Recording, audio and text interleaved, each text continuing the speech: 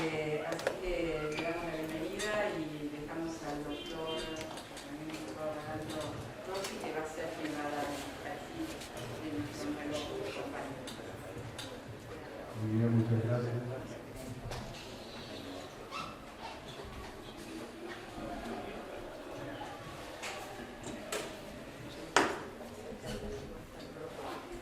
Bueno, para mí es un honor y un placer hacer la presentación de esta charla del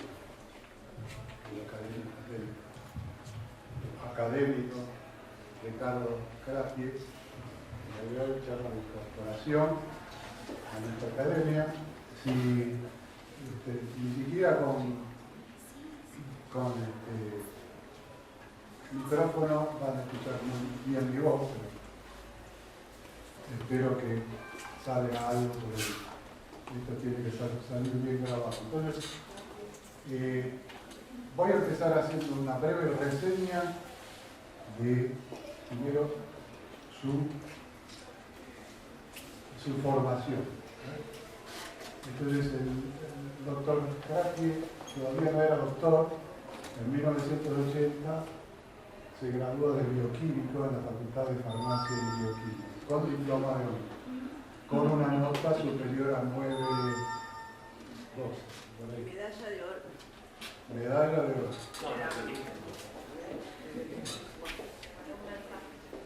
Hay una discusión. En 1985 rinde su tesis como doctor en bioquímica en la Facultad de Farmacia con una calificación de sobresaliente. El doctor Crafie es una persona muy estudiosa y todas sus notas son muy altas. La tesis doctoral versó sobre los efectos del calcio y de los cationes monovalentes sobre el transporte activo de calcio en glóbulos rojos humanos. Y los directores fueron Alcide Rega y Patricio Blanco. Y allí fue que nos conocimos en ese periodo que empezamos a entablar una relación como amigos, inclusive.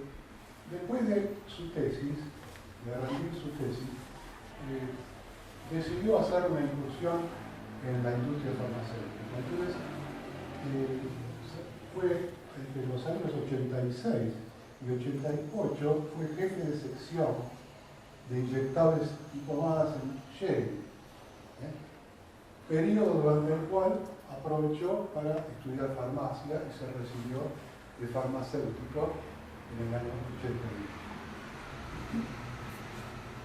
Entre 1989 y 1992 hizo una especialización postdoctoral en el Departamento de Cultivos Celulares, Gesellschaft für Biotechnologische Forschung en Braunschweig, Alemania, que después cambió de nombre porque era muy difícil producir. ¿No es cierto? Sobre el tema cultivo de células animales en bioreactores para la producción de proteínas recombinantes, bajo la dirección de Ronald Wagner. Hecho esto, volvió a la Argentina y en 1992 se establece en la Facultad de Bioquímica y Ciencias Biológicas de la Universidad Nacional del Litoral en Santa Fe. Allí empieza una labor continuada, con prisa y sin pausa. Y crea el Laboratorio de Cultivos Celulares, que pasará a ser, en 2018, el Centro Biotecnológico del Litoral de la misma facultad, actualmente el director del centro. Y es socio fundador de la spin-off Genitec, sociedad anónima actualmente perteneciente al holding legal. La spin-off es algo así como una empresa que surge a partir de una institución, ¿cierto? En este caso, una empresa surgida a partir de la Universidad del Litoral. Bien, la actividad docente se remonta al año 76, sus comienzos, y del 76 al 1990 la ejerció en la Facultad de Farmacia y Bioquímica. En el lapso en que hizo su postdoctorado, no estuvo presente, pero a partir del 92 hasta ahora, su actividad docente la ejerce en la Facultad de Bioquímica y Ciencias Biológicas de la Universidad Nacional del Litoral. Formó una cantidad muy importante de recursos humanos. 8 investigadores, 11 tesis de doctorado, 22 integrantes de apoyo en actividades biotecnológicas para la universidad, para el CONICET y para empresas, 55 cursos de posgrado, es decir, una actividad docente muy importante.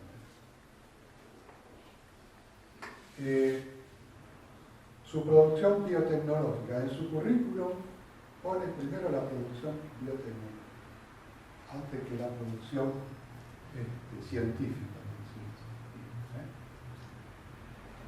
La producción tecnológica. En 1992, como vimos antes, socio fundador del CELTEC.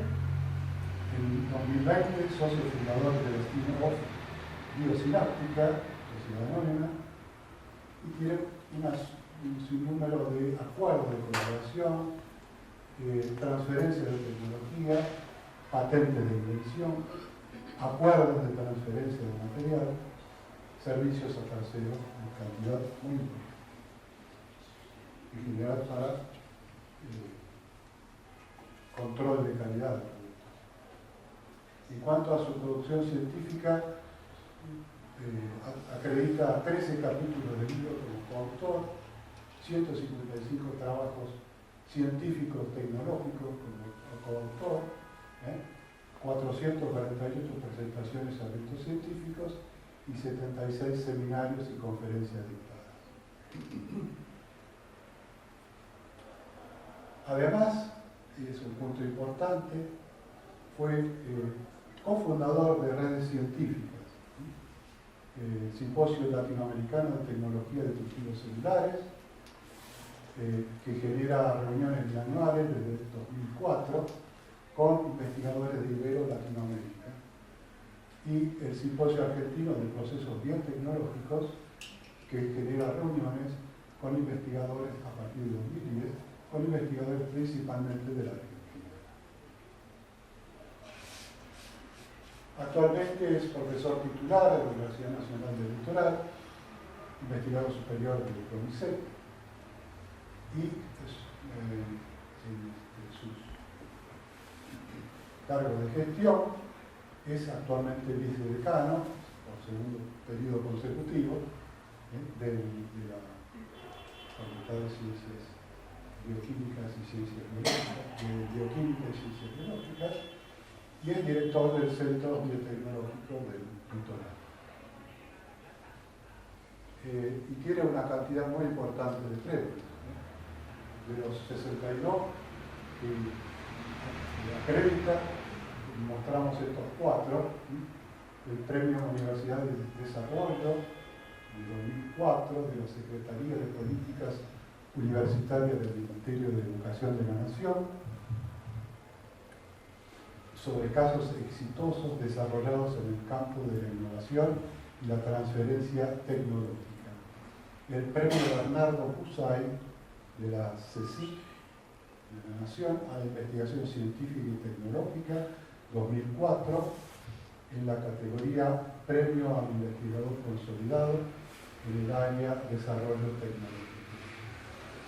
Y el primer premio, la TAM 2020, Entrepreneurship Competition, categoría Pitch del Massachusetts Institute of Technology, MIT de Boston, y el Instituto Tecnológico de Buenos Aires, el ITBA, de la ciudad de Buenos Aires, por el proyecto Biosináptica, el desarrollo de un medicamento innovador para las enfermedades neurodegenerativas. Finalmente, fue nombrado santafesino destacado en el 2022 por parte de la Municipalidad de la ciudad de Santa Fe. En conclusión, es el doctor Kratie, es un investigador sagaz, cuidadoso y disciplinado, de personalidad detallista. Tiene un gran amor a la docencia y a la investigación. Y tiene un espíritu emprendedor y siempre dispuesto al servicio. Y de sus producciones tenemos acá, bueno, acá está la doctora Marina Garay, su esposa, y principal socia y colaboradora, y sus hijas, María Julia y Paula. Y acá es simplemente una muestra del cariño entre las familias. Y en aquella época, es la productividad, es una muestra de productividad. Pero la nuestra es mayor. La nuestra es mayor. Pero en ese aspecto solamente. Teníamos pelo oscuro, y bueno, fue una época muy linda en la que nos encontramos allá en la época del posgrado, cada uno en su país. El doctor Kratie en Alemania, en el norte de Alemania, y nosotros estamos en Dinamarca. Así que bueno, con esto los dejo con el doctor Ricardo Kratie.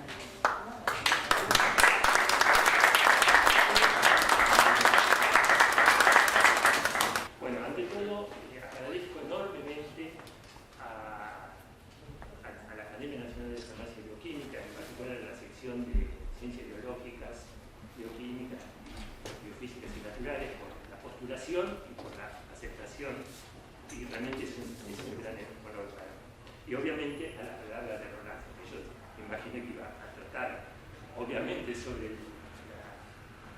la carrera de uno, que es lo que corresponde, pero si bien eso está así, yo quería tomar un poco, retomar un poco mi trayectoria y enmarcarlo en que me pareció interesante en la definición que hizo Donald Stokes en 1997 sobre ciencia básica y innovación tecnológica. Es muy interesante porque me pasa dos preguntas muy sencillas. Si la investigación está inspirada en la búsqueda de una comprensión fundamental, o si la investigación está inspirada en consideraciones de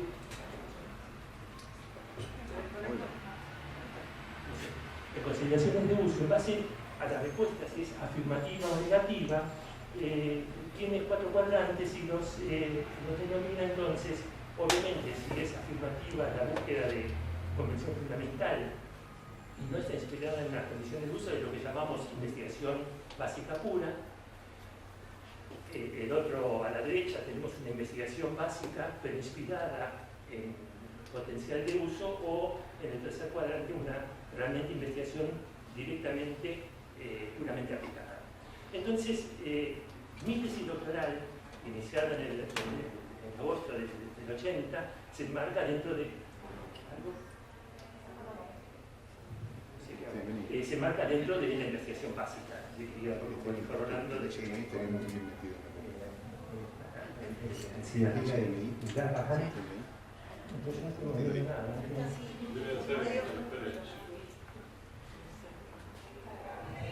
marca dentro de la investigación básica. Después, como dijo Rolando, tengo un periodo de casi 3 años en donde no hice investigación, así que no lo puedo encuadrar en ninguno de esos cuadrados, y donde destaco el aprendizaje que tuve desde la industria farmacéutica, trabajando en Schering,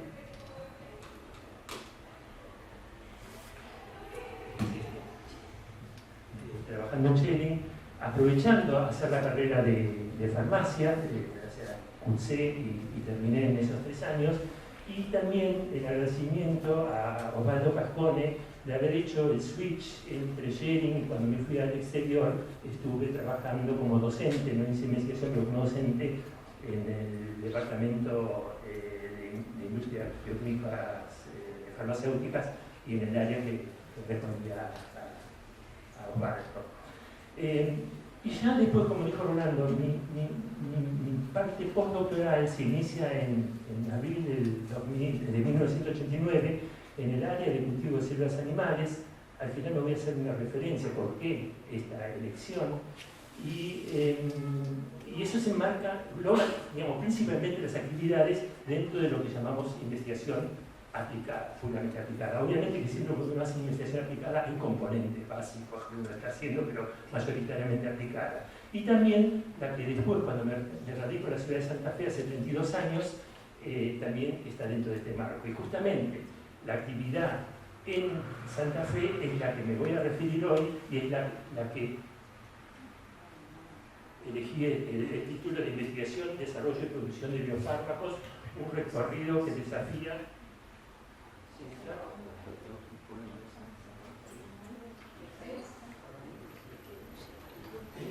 Ricardo, yo soy muy malo con la computadora. Fíjate con el cursor sin el puntero. Sin el puntero. Sí. Digamos, el tema es investigación.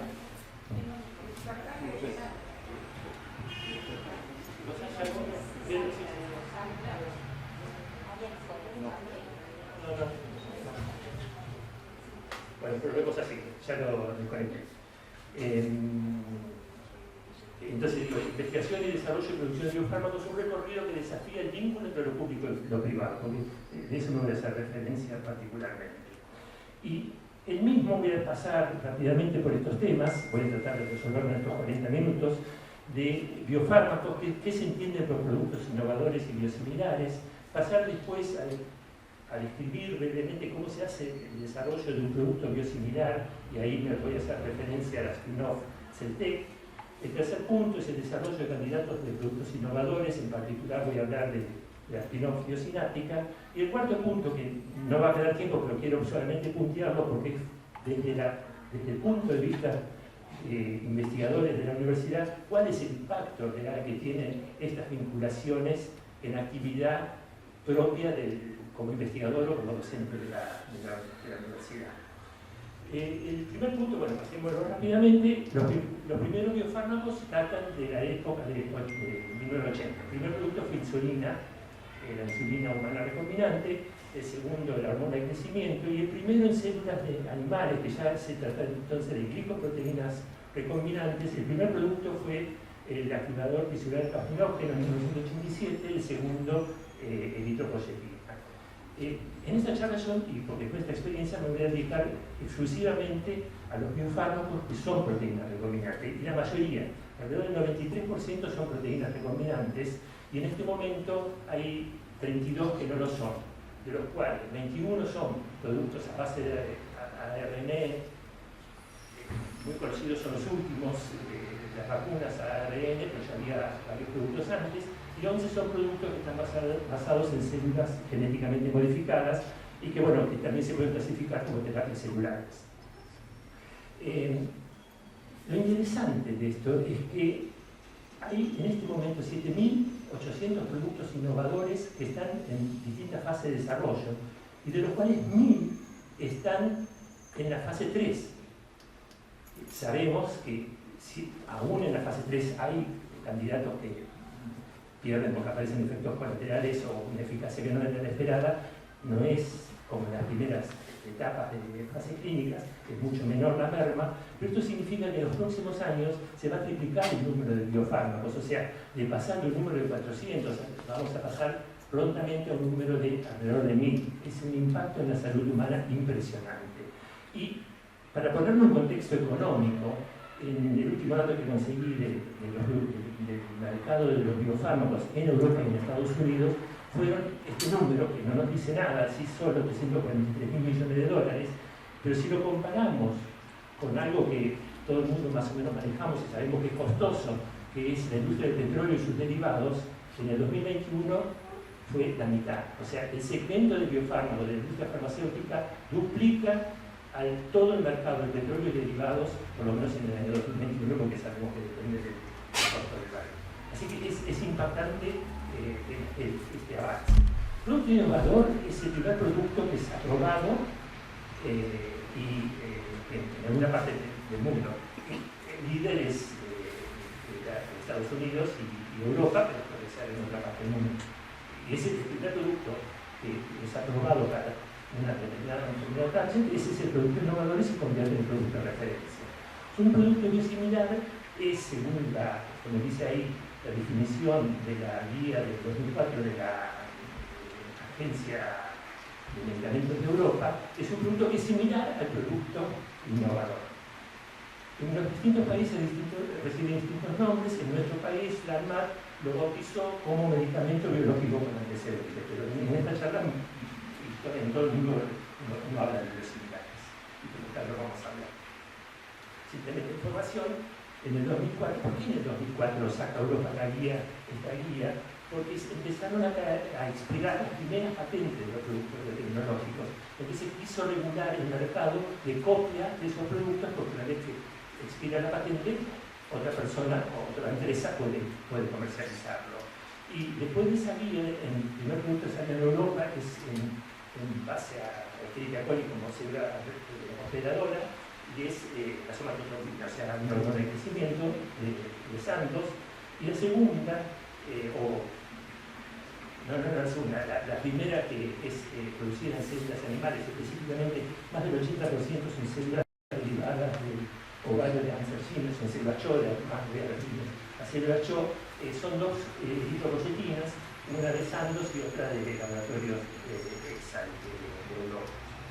En Estados Unidos, como ven ahí los números, cambian. Recién en 2015-2016 aparecen los primeros productos. Hay un desfasaje de 10 años y eso es exclusivamente por el lobby de las industrias farmacéuticas de Estados Unidos que impedían el ingreso de los biosimilares. Y como esta tarea de desarrollar un producto biosimilar nos influyó muchísimos años, alrededor de 15 años en nuestro laboratorio, me detengo y pido disculpas si capaz que me detengo algo que es, digamos, capaz que algunos lo conocen, pero que me pareció importante remarcar porque uno está hablando de una copia y entonces cuando uno habla, porque me pasó en la charla, una copia, una piensa en una fotocopia, aprieta un botón y sale, y no, obviamente no es tan así. Se puede resumir en 3 pasos: definición del producto de referencia, desarrollo del proceso de producción y lo que se llama ejercicio de comparabilidad final. Desarrollar el producto de referencia, bueno, hay que conocer obviamente la proteína que uno quiere tener, tenemos que saber la secuencia, eso es obvio, y en la mayoría de los casos se conoce. Pero está el caso de los biosimilares de anticuerpos monoclonales, que en la zona variable las bases de datos a veces generan confusión. En las patentes, en los papers, generan una cierta confusión. Entonces, para aquel laboratorio, aquel emprendedor que quiere ser un anticuerpo monoclonal, tiene que saber con precisión unívoca, digamos, cuál es la posición de cada aminoácido en esa sección y hacerla por secuenciación. Porque puede ocurrir el caso, ya ocurrió, de que se hace un biosimilar que difiere en un aminoácido en esa sección, que no incide, quién sabe, en la eficacia, pero entonces ya no es un biosimilar, es un producto innovador. Y el camino regulatorio es muchísimo más largo y costoso. Entonces eso es importante.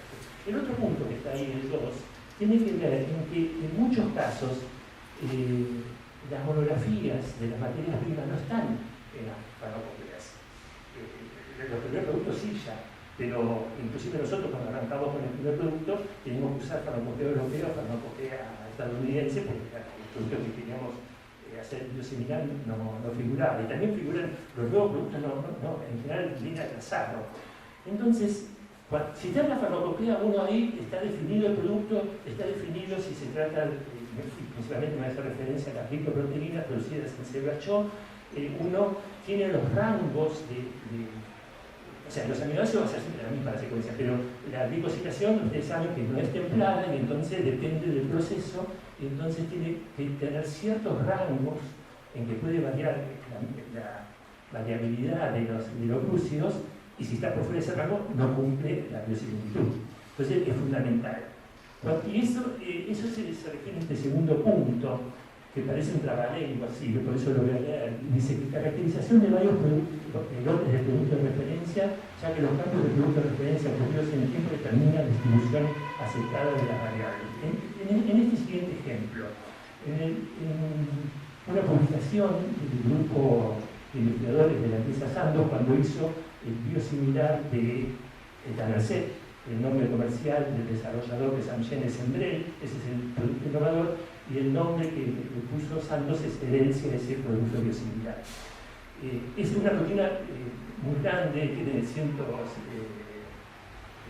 kilos de alto y muy compleja desde el punto de vista de la glicosilación, porque es un heterodímero, dímero de dímero, y cada subunidad tiene 3 sitios de glicosilación y 18 sitios de oglicosilación. Entonces, el espectro de variabilidad que uno tiene es muy grande, ya que cuando se copia hay que tener la variabilidad que tiene el producto original. Ellos publicaron este resultado, no sé si se llega a ver, si no se lo describo, simplemente en el eje vertical figura un porcentaje, que es el porcentaje promedio de un atributo de calidad, en particular de la fucosa proximal en las N-glicosilaciones. La presencia o no de la fucosa proximal. Y quizá no lo ven ustedes ahí, pero se ve desde el periodo 2007 al 2011 estudiado de dónde compran el producto en Brel y desde esa proteína estudian la glicosilación y ven que el 50% de las moléculas de Etanercept tienen esa fucosa proximal y otros 50% no. Pero detectan que alrededor de mitad del 2009 aparecen lotes del medicamento Embrel que tienen un 30%. O sea, un salto muy importante. Los que estamos en este tema sabemos que cambios tan sustanciales de un atributo de calidad no es que la empresa lo hace y no lo denuncia. Tiene la obligación de denunciarlo a la autoridad sanitaria, en este caso a la FDA, porque Amgen es estadounidense. Los autores lo atribuyen a un cambio de escala, y era muy probable porque fue justamente en la época que aumentaron la escala a 180.000 litros de fermentación, y eso incide en la glicosilación. Y la información no es pública. La interacción entre las empresas y las autoridades sanitarias es bajo un dominio de confidencialidad. La empresa tiene que haber declarado a la FDA este cambio y no sabemos qué le pidió a cambio de la FDA. Pero lo que sí se sabe es que el producto a partir del mediados de 2009 siguió vendiéndose como Embrel, no cambió de denominación. Eso significa que hubo que demostrar que la eficacia no fue modificada significativamente, ni para abajo, o sea que disminuyó ni aumentada, porque si se no aumentada subió mejorado, subió vender y también cambia su aprobación. Bueno, esto es para describir lo que hay que hacer para entender un producto. Entonces, si uno hace un biosimilar, como hicieron Sandoz, que vosotros también hicieron un biosimilar, uno sabe que, por ejemplo, este atributo de calidad, la presencia de fucosa proximal, puede variar entre 30 y 50% porque va a cumplir con el producto innovador. El problema es que esta información no es pública en general. Sandoz la publicó, pero Amgen nunca la publicó en ningún lado. En general no se publican los resultados de las empresas de los procesores tecnológicos. Lo que hay que hacer después es desarrollar el proceso de producción, obviamente en baja escala primero. Muy automáticamente ustedes saben que la que produce es la célula recombinante. O sea, por eso los procesos tecnológicos se centran en la zona central, en los reactores. Lo que ocurre arriba es el upstream processing, lo que ocurre abajo es la purificación o downstream processing. Cuando uno está haciendo el biosimilar, tiene que hacer cada una de las subetapas del upstream y del downstream processing. Generar el clon, generar los bancos celulares, que cada uno de estos son requisitos importantes que pide la autoridad sanitaria. Después, cómo se prepara el inóculo, cómo se amplifica el inóculo, cómo se inocula el reactor, qué variables tengo que medir en el bioreactor, porque la autoridad sanitaria me va a exigir. Después, Tratándose de células CHO, estos productos son exportados, o sea, no se retienen las células como en las bacterias, sino son exportados. Entonces, el sobrenadante, uno tiene que acondicionar esa sobrenadante como primer paso de purificación, y las distintas etapas de purificación, que suelen dividirse en 3 etapas: captura, donde uno capta esa proteína, elimina las sustancias que son críticas, digamos, para la estabilidad de ese producto, y sobre todo la concentra, porque tenemos que eliminar volúmenes enormes de fermentación a concentrarlo.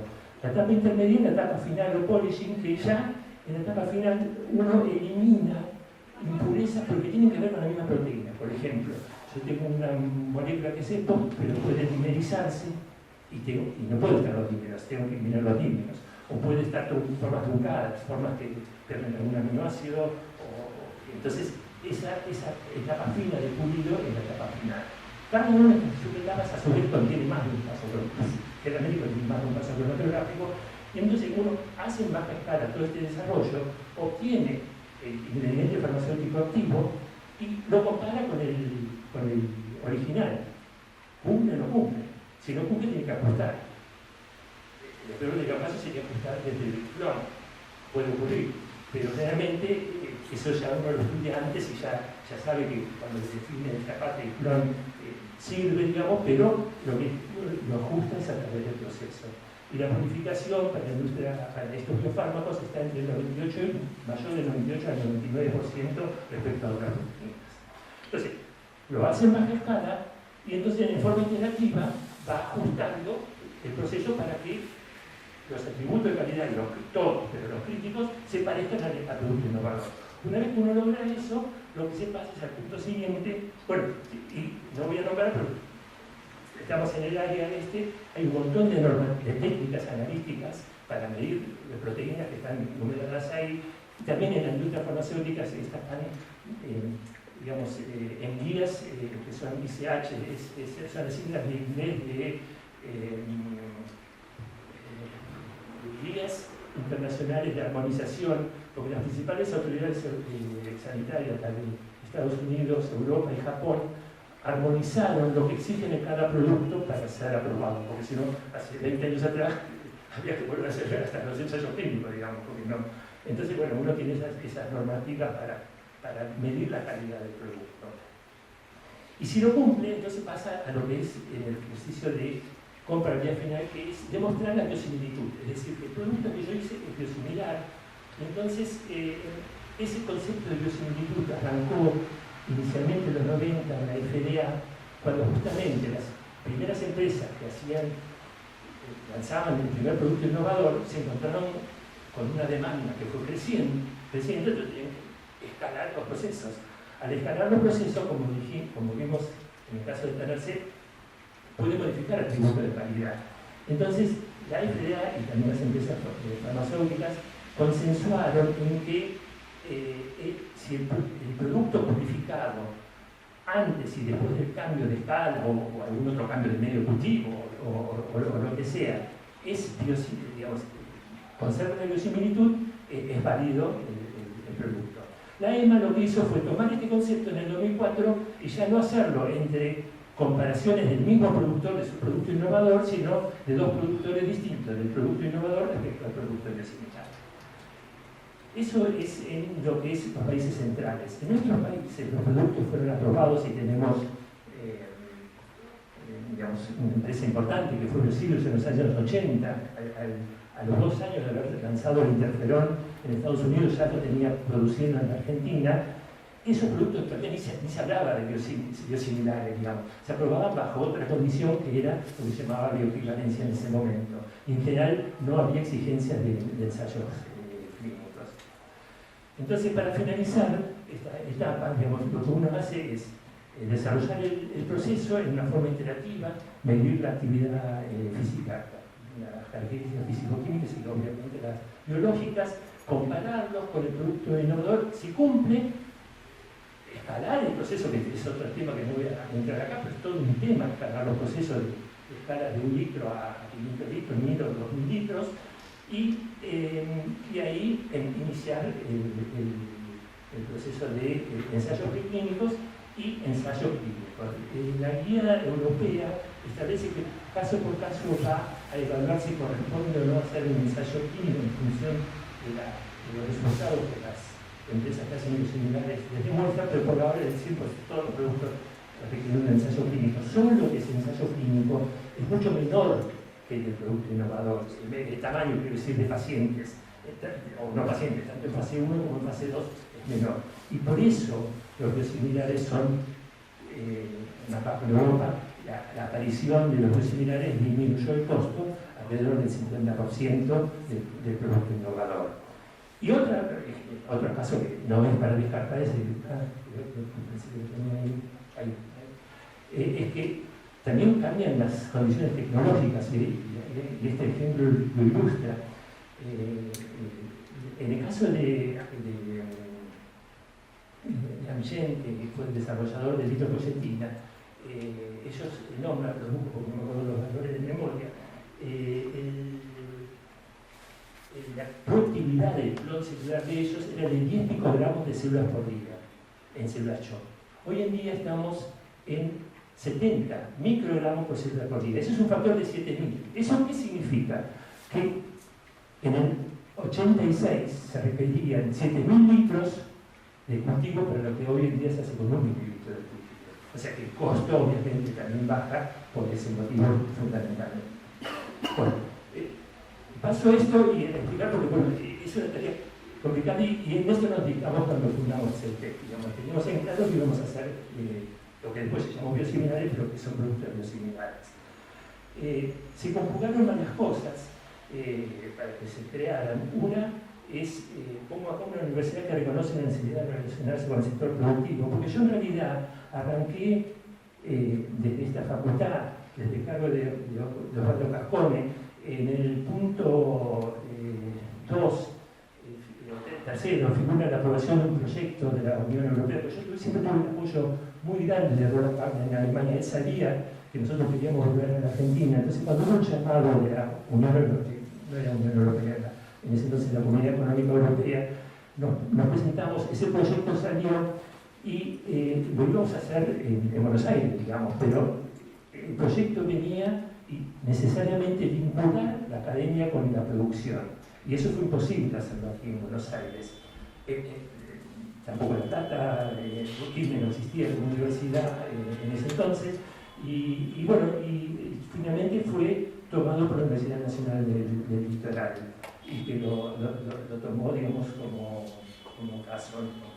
El otro tema que fue importante es que en ese entonces ya estaba aprobada la Ley de Innovación Tecnológica, que era 23.877, pero no estaba reglamentada. Bueno, nosotros estamos acostumbrados, los argentinos, en que pomposamente los políticos anuncian la aprobación de la ley, pero nunca la promulgan y entonces no, es como que no existe.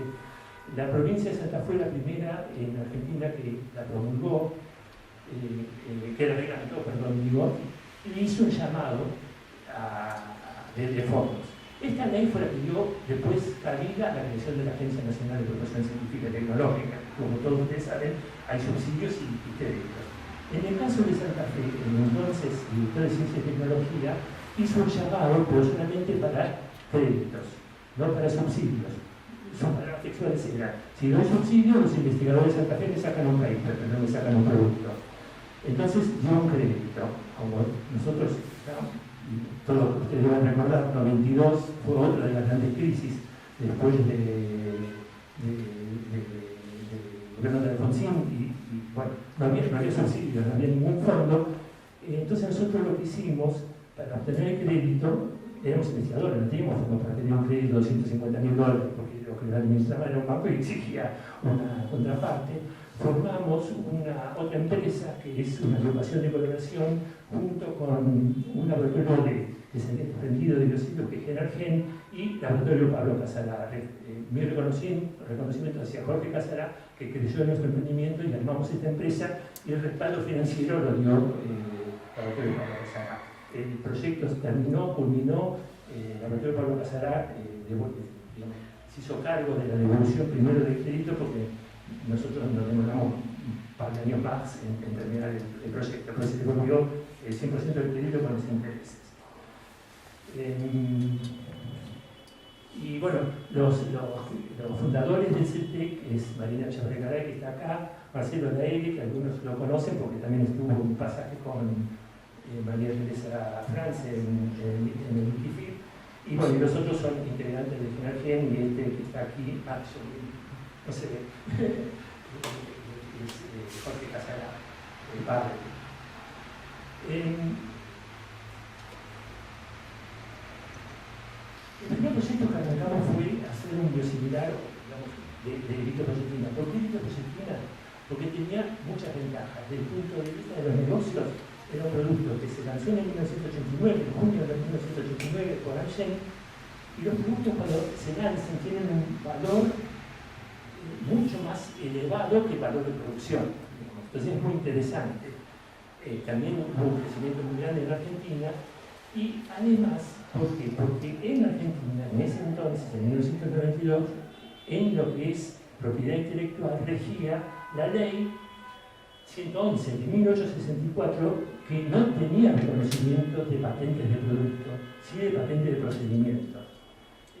Aclaro para no están en el tema. Esto ocurría en la mayoría de los países. Es más fácil nombrar al revés. Salvo Estados Unidos, Canadá, Europa Occidental, Japón, Nueva Zelanda, Australia, y muchos otros países, los demás países tenían esta reglamentación. ¿Eso qué significa? Que nosotros podíamos encargar el proyecto y podíamos comercializar ese producto en todos los países donde no estuviera la patente válida, porque la patente de eritropoyetina expiró en el año 2007. Y lo que teníamos en claro es que con CETEC nos íbamos a centrar en elaborar el principio activo farmacéutico, o sea, la materia prima, el producto recombinante puro, no la forma farmacéutica final. Y ahí también es importante qué sistemas implementar.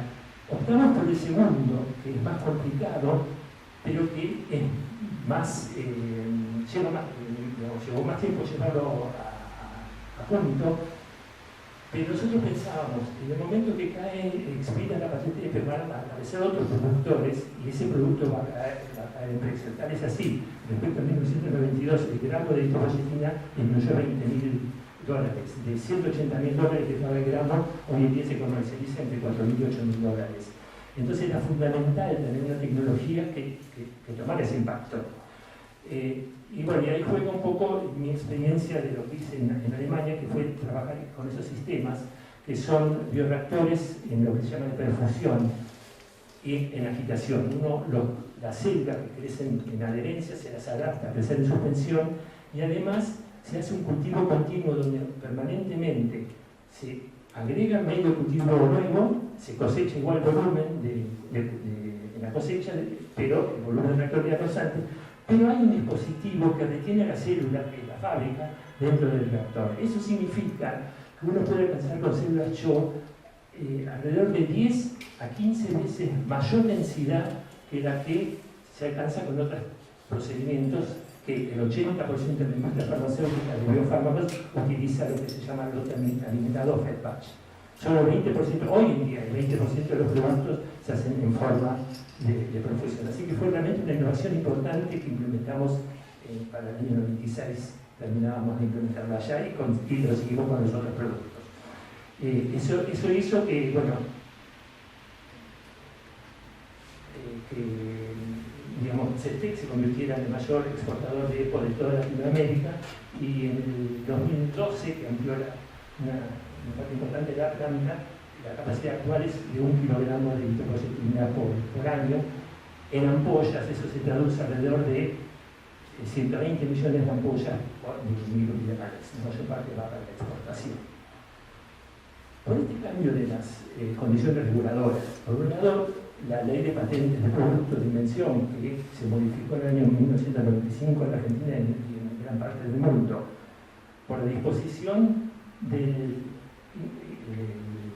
la ANMAT, de una regulación de la fabricación de los productos farmacéuticos, porque obviamente que siempre estuvo, pero no para los biofármacos, era algo nuevo, digamos, no estaba en ese momento. Y el requerimiento de ensayos clínicos para los similares nos golpeó a nosotros para decir qué hacemos para pensar en la supervivencia del CETEC después de que todo esto se ponga en marcha. Tomamos una serie digamos, de respuestas, de acciones para estas respuestas. Una es crear otra startup. ¿Por qué? En el laboratorio que seguimos teniendo en la facultad, que lo generamos nosotros mismos, no podíamos cultivar Escherichia coli en fermentadores junto con células CHO. Los que trabajan en cultivo de células saben que es incompatible porque la contaminación cruzada el riesgo es muy grande. Entonces creamos desde el CELTEC 2 startups cuya base era producir productos recombinantes de Escherichia coli. ¿Por qué? Porque la Escherichia coli tiene un tiempo de ubicación de 20 minutos. La célula CHO depende del medio, de la condición, pero se está hablando de un día. Entonces, una fermentación bacteriana se completa en un día. Por perfusión, nosotros utilizamos cada reactor 3 meses. Entonces, para el desarrollo, que uno cambia algo, son 3 meses más, y así sucesivamente. Entonces, por eso es que teníamos un solo producto que era eritropoyetina y avanzado en interferón beta 1A, y por eso decidimos abocarnos y por eso tenemos esas 2 empresas, no en el ámbito de la facultad, sino en lo que ya se había instaurado ahí en Santa Fe, que es el Parque Tecnológico Litoral Centro. Por otro lado, pensando en conseguir inversión, la convertimos en sociedad anónima, pensando que alguien iba a integrarlo, pero finalmente el 100% del paquete accionario fue adquirido por Holding Megafarma, hoy en día, como ya nombró Rolando, se llama Megalabs, cuya central está en Montevideo, Uruguay. El nombre acá, que quizás ustedes sí conocen, es Amega Biotech, que agrupa ciertas empresas que son las que están ahí, las 3 que adquirió en Santa Fe, que son las que generamos allá, Celtec, Impunotech y Protech Pharma, y acá en Buenos Aires, PCG, y Gema Biotech, que previamente era 100% de Reuters y ahí pasó a ser dependiente también de unos hermanos alemanes que son los que tienen la empresa que desarrolló la vacuna de Pfizer, la Environment. Eritropoyetina fue la primera biosimilar que nosotros hicimos. Participamos en el desarrollo de otros 14 productos recombinantes que están listados ahí. En cuadraditos negros están indicados aquellos productos que son glicoproteínas producidas en célula CHO y en cuadrados blancos los que son producidos en Escherichia coli. En algunos casos hicimos el 100% del desarrollo de todo el proceso, en algunos casos solo algunas etapas. Por ejemplo, en la FCH hicimos solamente una parte del Downsing Processing. Y solamente de estos 16 productos, 2, que es el fibracin perinado y la hormona de crecimiento, fueron desarrollos hechos solamente por el grupo Amega Biotech sin intervención de la universidad. Lo que figura en el desarrollo, los procesos están completos, pero la empresa o no completó o decidió no completar los ensayos clínicos para la comercialización, pero desde el punto de vista del proceso lo completamos algo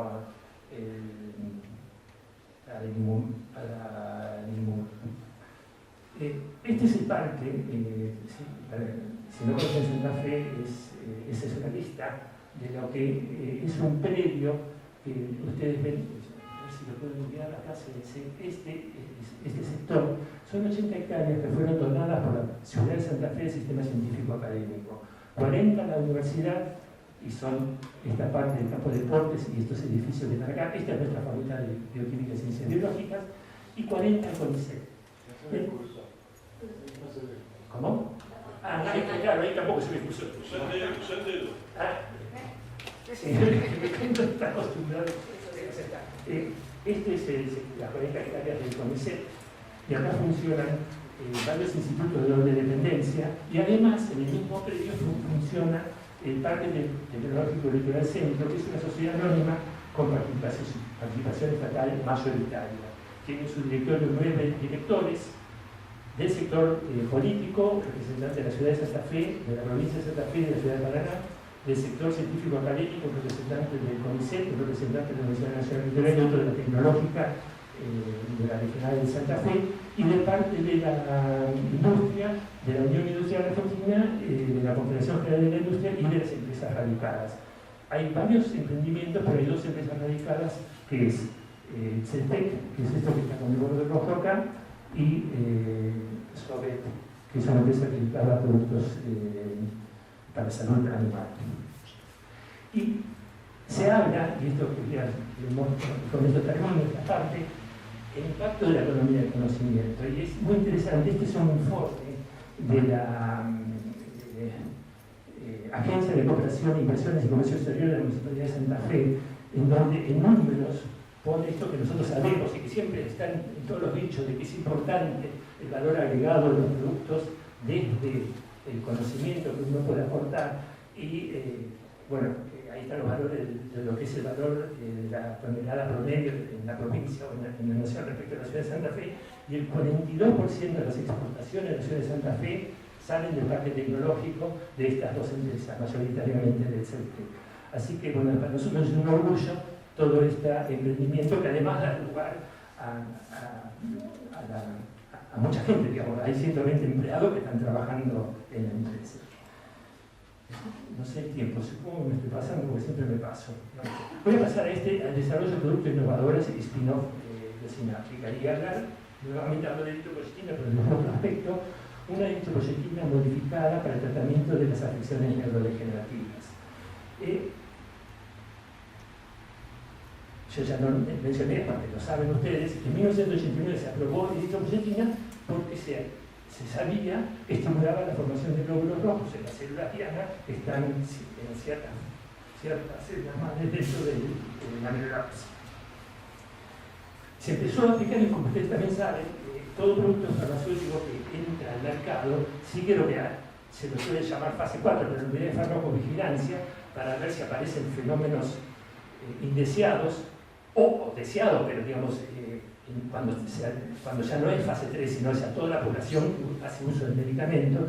Entonces ahí tienen el número de publicaciones entre 1985 y 2024, como fueron aumentando, en donde se veía que los pacientes, que eran principalmente, digamos, el principal tratamiento de anemia es para los enfermos renales crónicos, porque la EPO en el adulto, el 98% de la EPO se produce en el riñón, se veía que tenía mejoras cognitivas. Entonces eso fue un disparador de un sinnúmero de publicaciones que crecieron de los finales de 90, pero sobre todo 2003 en adelante, y hoy en día ya se sabe, a partir de este periodo de 2000, pero recientemente más a partir de 2015, de que la eritropoyetina además promueve la citoprotección y plasticidad de diferentes tejidos en el sistema nervioso central de las neuronas. Y hay estudios ya en fase clínica 2 y algunos en fase clínica 3 con resultados muy positivos en estas enfermedades que son la ACV, el ictus, la esquizofrenia crónica, la esclerosis múltiple progresiva crónica, la depresión emocional del sistema de tratamiento y el trastorno bipolar, con resultados muy importantes. Antes de pasar a explicar por qué esto porque no está en el mercado para estas enfermedades, lo voy a explicar enseguida, quería simplemente decir que hoy se sabe que la interacción de la eritropoyetina actúa con dos receptores distintos para estimular la formación de glóbulos rojos en las células madre es un receptor médico, y en las demás células, neuronas, célula glia, es heterodimétrico. Entonces, y además es un máster regulador porque actúa, digamos, empujando hacia arriba la plasticidad sináptica, la neurogénesis, la cognición, la recuperación funcional, y disminuye la neuroinflamación. Todas las enfermedades neurodegenerativas pulsan con neuroinflamación. Y también actúa como apoptosis. En realidad este es el mecanismo de acción por el cual actúa en la médula ósea también. Hace que la célula madre no se muera y continúa su proceso. Y también disminuye el estrés oxidativo. Entonces, claro, la pregunta es, si ya hay en fase 3 resultados positivos, ¿por qué no está aprobada como para ese tratamiento? Por estos fenómenos, porque para estas enfermedades del sistema nervioso central es una molécula, como dije, es grande, glicosilada, carga negativa, tiene que pasar la barrera hematoencefálica. En realidad nosotros lo medimos también en otras partes del mundo y ingresa entre 0,8 y 1% de lo que uno inyecta en vía parenteral. Entonces hay que dar altas dosis, frecuente y altas dosis. Y en altas dosis además produce hipertensión y fenómenos protrombóticos. Nosotros estamos en contacto, tenemos un convenio con la doctora Anne Rodríguez, en un Instituto Nacional de Alemania, hizo los estudios a 5 enfermedades y nos contaba que, claro, estos pacientes no tienen anemia. Entonces, lo que tenían que hacer era, obviamente, controlarlo, darles antihipertensivos y retirarle sangre permanentemente y además anticoagularlos, porque en alta dosis también forma coágulos. O sea, un cuadro muy complejo. Esa es la razón principal por la cual no prosperó EPO para estos tratamientos. Y la segunda es que tampoco hubo un interés especial en la industria farmacéutica porque la patente de EPO ya expiró en el 2007. Entonces, digamos, toda inversión que se pudiera hacer se perdía porque no hay monopolio por los 20 años que dan las patentes. Y por eso explicaba muy brevemente lo que era el mecanismo de acción, porque lo que hicimos nosotros fue esto, es por glicosilación incorporar un cuarto sitio de N-glicosilación en la molécula, tiene 3, un cuarto ciclo, de manera tal que esa modificación impidiera la interacción con el receptor ovoidímerico y entonces impide la formación de glóbulos rojos y los efectos colaterales. Y segundo, bueno, como es algo novedoso, y no solo novedoso, sino tiene altura inventiva, podría ser patentado. Pero cuando arrancamos con esto no se sabía, y todavía hoy en día no se sabe. Nosotros aportamos información con esta de cuál es la zona de EPO que se une al receptor heterodimérico. Entonces, en realidad, nosotros nos postulamos y hicimos 12 moléculas, 12 clones, 12 procesos, y estudiar esos. Y los resultados los resumo acá. En muchos casos el bloqueo de los efectos indeseados de la electroforesis. Algo que nos preocupaba es una N-glicosilación adicional es importante desde el volumen de carga negativa, cuanto menos iba a influir para el pasaje de la barrera hematoencefálica, pero lo pulsa. Estos resultados, con una preservación de la acción neuroprotectora y neuroplástica, lo hicimos en un convenio con el Instituto de Fraunhofer Max Planck de Alemania. Estos estudios de efectos protectores sobre retinopatías degenerativas lo estamos haciendo con una investigadora de la Universidad de Ciencias Químicas de Córdoba. Y bueno, otro tema importante, el agregado de este azúcar aumenta el tamaño de la molécula, aumenta la carga negativa y por ende disminuye el clearance y aumenta el tiempo en circulación de la molécula, que es deseado en el tratamiento de estas enfermedades. Y protección por patentes. Esta protección por patentes, recientemente, en marzo de este año, Israel fue el primer país que nos concedió la patente. Hay un rango amplio de enfermedades. Nosotros estamos concentrando en retinopatías, en la retinopatía diabética, en la retinopatía neonato, digamos, y en la maculopatía asociada a la edad. El simple hecho de ¿por qué estas enfermedades no las otras? Porque el tiempo que llevan los ensayos clínicos, posteriormente cuando esperamos llegar a esa fase, son mucho más reducidos que para cualquier enfermedad neurodegenerativa, que lleva entre 10 y 15 años, digamos. Y hay que conseguir esos fondos. Esto lo nombramos simplemente, ya lo nombró Rolando los premios, pero bueno, uno siempre se testea, porque uno cuando está en el proyecto siempre cree que todo lo que uno hace es bárbaro, pero es lindo tener la evaluación externa de esto. Y el premio LATAM que nombró Rolando, nosotros fue a las 2 semanas de haber creado Sináptica, nos presentamos y bueno, con orgullo de 1.400 empresas farmacéuticas, startups, digo, obtuvimos ese premio en la categoría más sencilla, que era la de reciente creación, que es la categoría Pitch.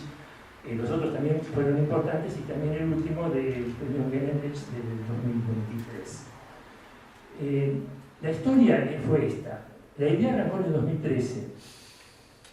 En el 2014, con una beca postdoctoral de Milagros Burghi, se inició bajo la dirección de Marcos Ollero y de Marina Chavarri-Garay estos primeros trabajos. Continuamos esos trabajos. En el 2018 pudimos presentar la patente en Argentina. Nosotros, en la Universidad Litoral es muy fuerte la Secretaría de Vinculación Tecnológica. Dentro de la Secretaría es el CETRIC Litoral, que es el Centro de Transferencia de los Resultados de la Investigación. Uno debe, como investigador, denunciar al CETRI si considera que lo suyo es, tiene una, digamos, puede ser resguardado con patentes o algún otro instrumento de la propiedad intelectual, ellos lo evaluaron, consideraron que sí se presentó en la presentación argentina. Hay tiempos para las patentes, al año se puede hacer la presentación vía la Organización Mundial de la Propiedad Intelectual en un tratado de cooperación internacional que es, las siglas en inglés es PCT. Eso se hizo, lo importante de la información de PCT es que en 3 meses uno sabe, y ellos reúnen información de todas las patentes de todos los países del mundo, porque el otorgamiento de patentes es un acto nacional, de soberanía nacional. Entonces, cuando uno presenta una patente, no sabe si alguien más ha presentado lo mismo. Y hay una demora en las publicaciones. Entonces, cuando a los 3 meses la OMPI nos dijo esto tiene altura negativa, novedad, eso lo sabíamos porque no lo habíamos publicado en ningún congreso, y por eso, después de todo esto, para el último punto que quiero tocar, fue el empuje para ver cómo seguimos.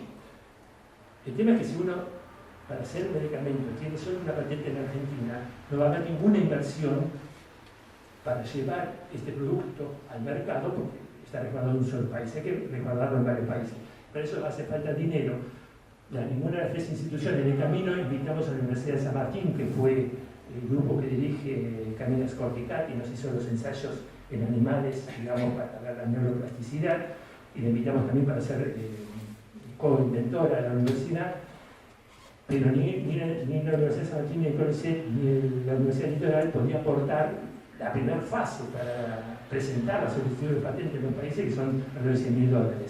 Después es un costo adicional por mes y por cada contestación que hace cada una de las oficinas de patente. Entonces, por eso creamos Biosináptica en el 2020, en plena pandemia, y los investigadores que la formamos fueron María del Minado Burki, Matías de Petris, que les habla, y Marcos Ollero. En el 2021 iniciamos la fase nacional, que fue también a 18 meses de la presentación de PCT, no se cae bajo ese acuerdo la novedad, y conseguimos la primera inversión a través de la aceleradora electoral, que aportó $100.000, y a partir del Estado, el FONSE, que es la dependencia que depende de las secretarías, no sé si ahora se llama, ahora no me acuerdo, antes era una secretaría de microemprendimiento.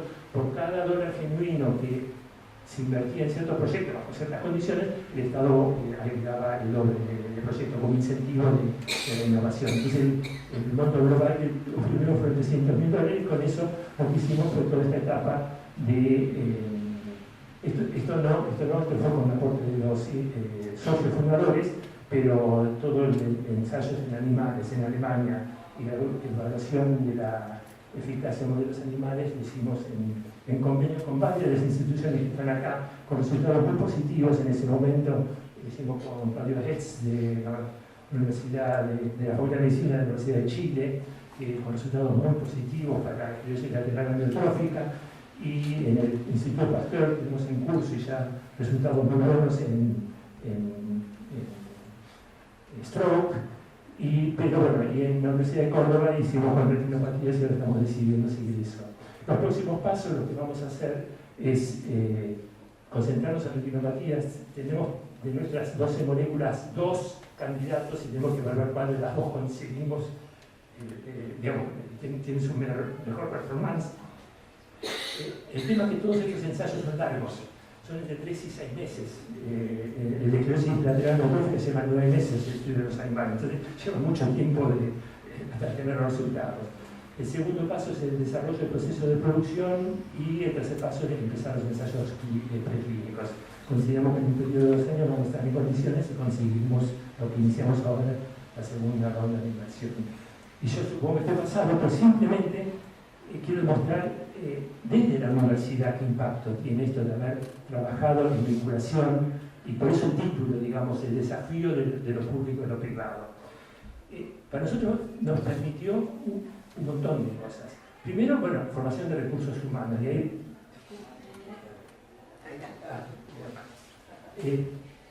bueno, está listado ahí, ya lo nombró Rolando. Quería decir que nuestro primer curso, que que organizamos en Santa Fe fue Purificación de Macromoléculas. Contamos con el apoyo de Waldo Casconi, bueno, con quien recientemente nos enteramos y me causó mucha tristeza por Said, me enteré del fallecimiento de Mirta. Y además también contribuimos desde la formación de la gente que nosotros hicimos 6 materias de grado de la carrera de biotecnología y de bioquímica de la facultad, son 12, o nosotros mismos, Marina y yo, o otros que nosotros formamos y hemos hecho el doctorado, así que nuestra contribución al crecimiento de la facultad fue importante. Y el aporte tecnológico está... Yo tengo una demora. El aporte tecnológico fue importante. Yo quiero aclarar algo, porque cuando hablamos de patentes, en realidad, en el caso de las proteínas de EPO, de biosináptica, presentamos 18 patentes, pero es una familia de patentes, digamos. En total tenemos desde el grupo de trabajo 71 patentes, que son 13 familias, o sea, son 13 productos, digamos. Es una relación, es importante porque, pero lo interesante es que más del 92% están directamente con titularidad o licenciadas a empresas, digamos. Porque la patente no es el objetivo. El objetivo no es tener la patente, el objetivo es que ese producto esté en el mercado. Y cómo hemos llegado hasta acá, y esto lo repito siempre, es no solo porque en el 92, sino porque continuó permanentemente, es el pleno apoyo del Consejo Superior de la Universidad y obviamente del Consejo Directivo de nuestra facultad en vincular el conocimiento con el sector productivo. Hoy en día ya por suerte eso cambió. Estoy hablando, cuando arrancamos en el 92 esto no era posible y esto fue una voluntad inquebrantable de la universidad y de apostar a algo que todavía era inédito. El CETEC fue la primera empresa incubada en la Universidad Argentina y bueno, el rector y los que aconsejaron ese paso, digamos, era una decisión política muy importante. Y lo segundo es contar con el organismo público de conocimiento. No voy a hablar, pero yo sí quiero hacer el reconocimiento de todos los fondos que obtuvimos, como después esta va a estar disponible, a poder mirar, pero bueno, en azul está a qué producto se refiere y de la agencia, del Fondar y de otros proyectos en el periodo del 88 al 2016 y hasta el 2020 de los otros proyectos. No voy a entrar en detalle, pero bueno, lo que sí estoy orgulloso de que cada fondo que obtuvimos hay un producto en el mercado, salvo el primero, que bueno, porque se discontinuó y nunca salió el producto en el mercado. Nos adelantamos al GMCSF en células shock, se produce solo, se comercializa en mecánica cólica, entonces no puedo probarlo como similar. Siempre hay un producto en el mercado, a veces 2 o 3 años después del subsidio, pero no hemos logrado. Y otro tema que también fue el apoyo internacional, para nosotros fue fundamental porque mayoritariamente lo utilizamos para entrenar durante el doctorado entre periodos de 1 mes a 6 o 8 meses en el exterior a los doctorandos. Es muy importante y el impacto es doble, porque trae información buena, se forman en un buen centro, y segundo, desmitifican esto de irse al exterior y que está todo regalado, digamos, porque los que fuimos afuera sabemos que nada está regalado en la vida, y también valorizan después lo que tienen en su propio país, así que para nosotros fue una buena práctica. Obviamente igual tenemos lamentablemente gente que se va al exterior. Y para terminar, faltan las próximas 50 diapositivas. Para terminar es esto, simplemente un número de lo que es acá está el recuento de los fondos que tenemos desde 1992 hasta fines de diciembre de 2023. En total usamos estos fondos, no para recursos humanos, son los fondos para funcionar. Y como ven, en promedio el 28% viene de todos estos proyectos de cooperación, estos 67 proyectos que tenemos de las distintas agencias o otras entidades financiadas, y el 71% del propio producido, que son desarrollo tecnológico que hicimos para empresas, las incubadas y otras empresas de la región, las regalías, el acuerdo de la universidad con las empresas incubadas con el desarrollo de contento, el 6% de la facturación por 10 años va a la universidad, y de eso el 73% para la unidad ejecutora, y, bueno, y los desarrollos analíticos. Y eso es el promedio, pero si yo tomo por décadas, fíjense lo que es la incidencia de las empresas.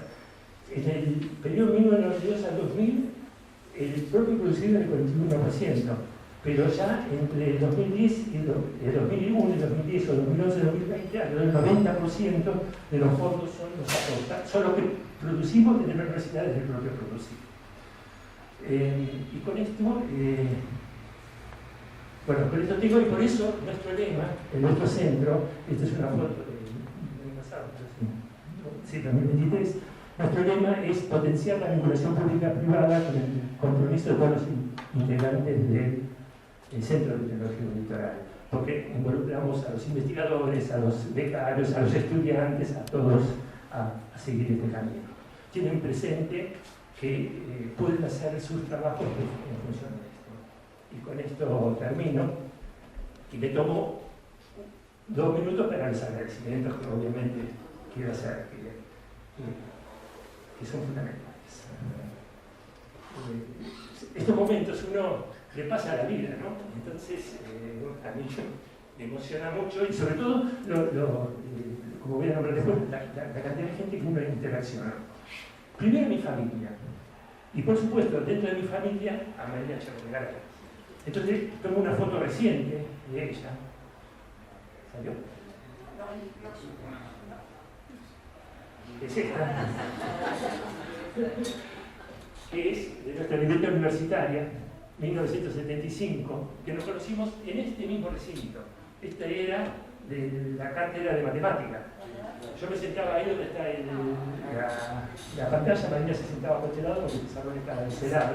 Así que hace 49 años nos conocimos y hace 48 años que seguimos nuestra vida junta, y le debo a María la enorme capacidad que tiene, y ahora lo hablo solamente desde el punto de vista familiar, en centrarme, porque digamos, yo necesito a alguien que me centre, porque si no me disperso quizá en cosas que no son elementales y necesarias en ese momento. Así que eso es la conclusión de madrina, y en todas las decisiones que tuvimos que tomar en la vida es realmente gracias a ella. La otra obviamente es a mis hijas, que nos bancaron y nos siguen bancando, y que nosotros tenemos el enorme orgullo de poder ahora como adultas interaccionar. Esta es la foto de ellas, no tenían pasaporte cuando nos fuimos a Alemania, estaban incorporadas en el pasaporte de Marina. Esa es la foto siguiente, cuando volvíamos con casi, sí, todavía 4 y 6 años, fueron pasando distintos eventos de la familia, y por supuesto, bueno, como padres, el orgullo cuando se recibieron Julia.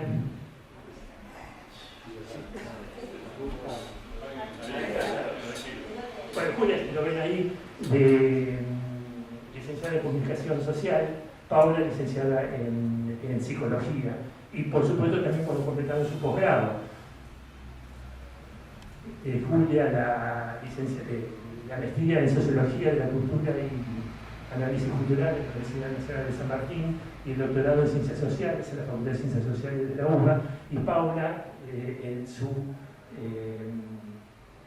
residencia interdisciplinaria en salud mental, y desde el 2020 que trabaja en el Hospital de Salud Mental y está completamente abocada y apasionada por esa ayuda en el contexto nacional actual que todos conocemos, que no incide solamente en las universidades, sino que incide obviamente en los hospitales, y en el peor de los casos de todos los hospitales son los hospitales de salud mental. Así que, bueno, la pasión que muestran nuestras hijas por su trabajo es muy emocionante y nos llena de orgullo. Y como decimos, el mejor momento de nuestras hijas es el actual. La última foto actual que tengo es esta, de junio del año pasado, en donde está Julia con Andrés, su pareja, y Paula con Lucas. Así que bueno, un agradecimiento a ellas. Segundo, quiero agradecer a las instituciones. Y en orden cronológico, sería primero la Universidad Nacional de Buenos Aires, la Facultad de Farmacia y Bioquímica, por permitirme haber completado mi primer carrera de grado, que fue bioquímica. En mi caso, es como el caso de muchos inmigrantes. Mis abuelos maternos emigraron de Alemania en el año 1924, mis abuelos paternos en 1926, y yo tuve la oportunidad de ser el primero de la familia en completar un estudio universitario. Por suerte siguió después, a quien recuerdo con mucho cariño, mi hermana Úrsula, que también completó una carrera de grado, y a mi sobrina, que tengo la suerte de estar acá presente, la carrera de medicina. Después, en orden cronológico, digo CONICET porque me brindó la posibilidad de tener las becas, en ese entonces estábamos hablando de beca de iniciación, perfeccionamiento, formación superior, con el cual completé el doctorado, y ya después, una vez en Santa Fe, el ingreso a las carreras y la posibilidad de crecimiento del grupo. De los 11 investigadores fundantes de nuestro grupo, 10 son investigadores de CONICET. De los 12 doctorandos actuales, 11 están financiados por el CONICET, y de los 2 postdocs que tenemos, los 2 están financiados 50% por el CONICET y 50% por dos startups, una de tecnología y la otra biosináptica. Y después también la universidad, obviamente la Universidad Nacional Litoral. Nosotros pudimos volver a Argentina, pudimos establecernos porque nos aloja con ese proyecto y pudimos desarrollarlo completamente dentro de esa universidad. Y después me puse a hacer el ejercicio, y no voy a nombrar uno por uno, pero de todos los que participaron directamente o porque tuvieron presencia en nuestro laboratorio, fueron 181 personas, hubo otras 30 más o menos que tuvieron una intervención importante en este camino, digamos. Y solamente voy a nombrar algunas de ellas que corresponden a este periodo, que corresponde al final de la carrera y cuando nos establecimos en Santa Fe. Y acá vale mi reconocimiento a Benjamín Friedman. Benjamín Friedman, nosotros cursamos fitoquímica en el primer semestre bueno, quizás está haciendo acá, pero en ese entonces no sé, en el primer semestre del quinto año, y fue la pasión de Benjamín Friedman la que a mí me dijo, yo quiero hacer esto, yo quiero hacer investigación, porque era un apasionado de la investigación.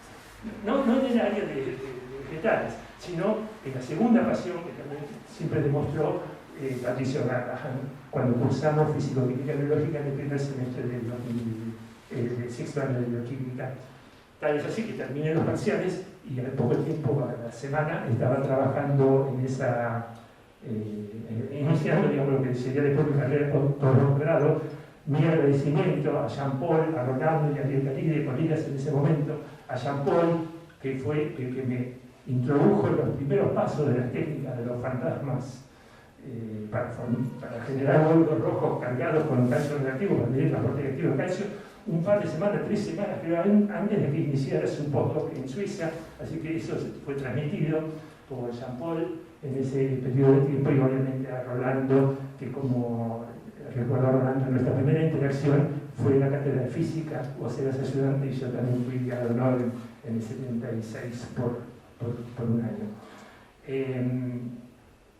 Y después, bueno, yo pasé a la industria, fue importante lo que aprendí, pero no era lo que me conformaba. Y ahí rescato a Juan Asenjo. ¿Por qué Juan Asenjo? Quizá muchos de ustedes no lo conocen. Juan Asenjo, bueno, era cargo tenía ese entonces, director del laboratorio de Ingeniería Bioquímica de la Universidad de Reading, pero él es chileno, actualmente todavía ejerce como, digamos, como docente contratado por la edad en la Universidad de Chile, y yo estudiaba medicina, seguía en contacto con los padres Pascone, y él me avisa de que iba a dar una charla en el departamento de industria farmacéutica y habló de biotecnología. Nosotros éramos bioquímicos, la palabra biotecnología no existía para nosotros, ni emprendimiento biológico.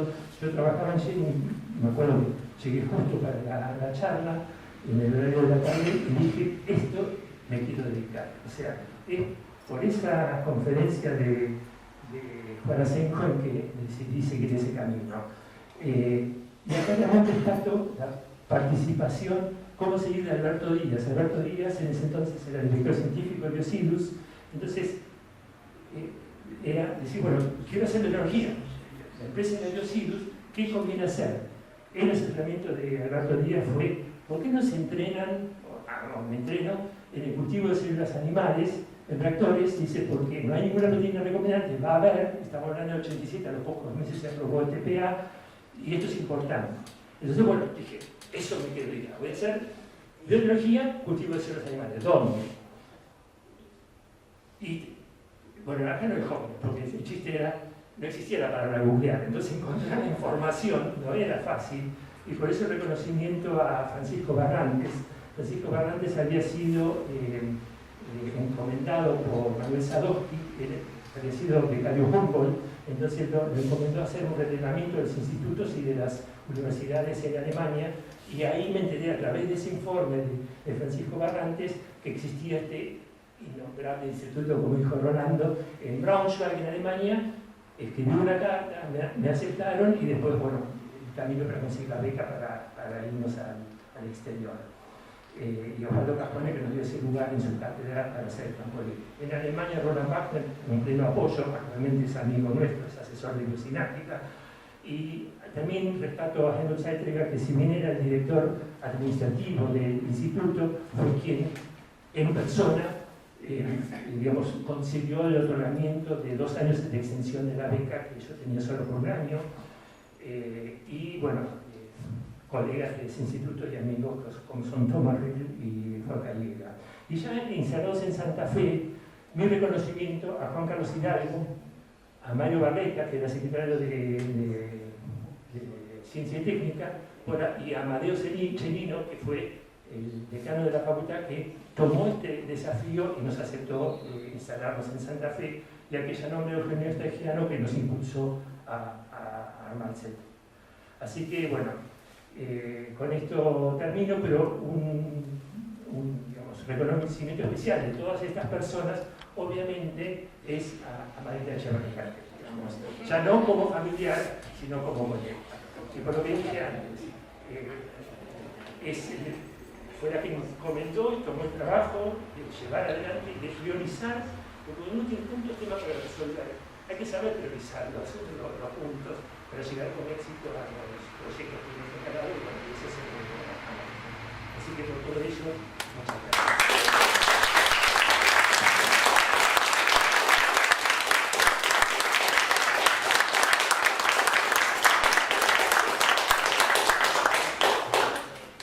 La doctora Virginia Bantino, que es nuestra recientemente nominada presidente de nuestra academia, es la que lo va a entregar. Sí, recién, bien.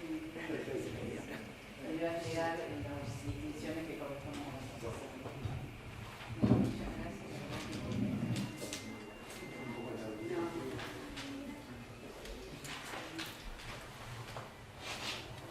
Bueno, después de esta excelente conferencia de corporación que nos ha dado, le vamos a hacer entrega de los atributos que lo acreditan como académico titular. Académico Ricardo Clase, le entregamos el diploma.